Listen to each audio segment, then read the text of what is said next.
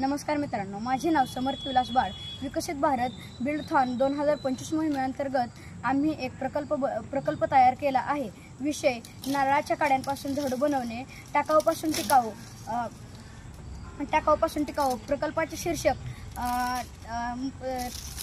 नारळाच्या काड्यांपासून टिकाऊ झाडू बनवणे।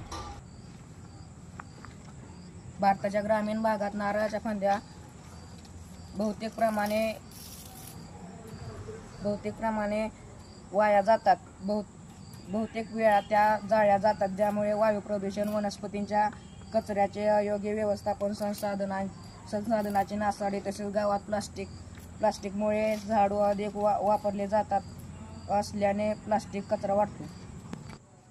आवश्यक साहित्य: सुकलेल्या नारळाच्या फांद्या, नायलॉन दोरा, हातमोजे, कठीण फांदी व त्याची प्रक्रिया।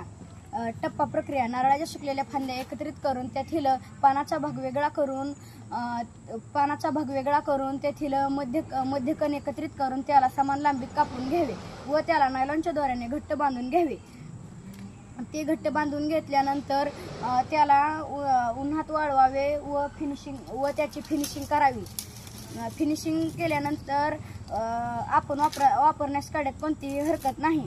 झाडूची वैशिष्ट्ये: 100% बायोडिग्रेडेबल, मजबूत व जास्त काळ टिकणारा, प्लॅस्टिकच्या झाडूपेक्षा अधिक कठीण, ग्रामीण रोजगार निर्मिती।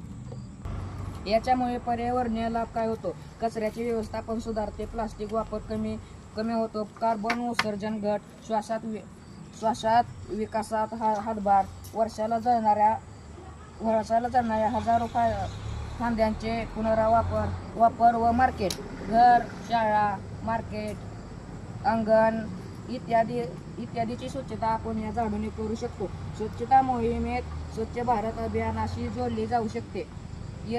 SSG गाव पातळीवरील व्यवसाय विकास। हा झाडू बनवण्यामुळे परिणाम व निष्कर्ष: हा प्रकल्प ग्रामीण लोकांना रोजगार देतो, कचऱ्यातून उपयुक्त उत्पादन देतो, पर्यावरणातून नवसंशोधन देतो, कमी खर्चात जास्त फायदा देऊ शकतो। हा झाडू प्लॅस्टिकच्या झाडूपेक्षा कणखर बनलेला असून हा 100% बायोडिग्रेडेबल आहे व याचे खूप प्रकारचे फायदे आहेत। प्लॅस्टिकमुळे प्रदूषण होते व यामुळे प्रदूषणही होत नाही। प्लॅस्टिकचं झाडू खराब झाल्यानंतर आपण फेकून देतो व ते कधी कुजतही नाही। याच प्रकारे नारळाच्या फांद्यांच्या काड्यांचा झाडू हा 2 ते 3 महिन्यात कुजून जातो। अशा रीतीने हा आम्ही झाडू बनवून तयार केलेला आहे। हा आपण कोणत्याही जागी वापरू शकतो।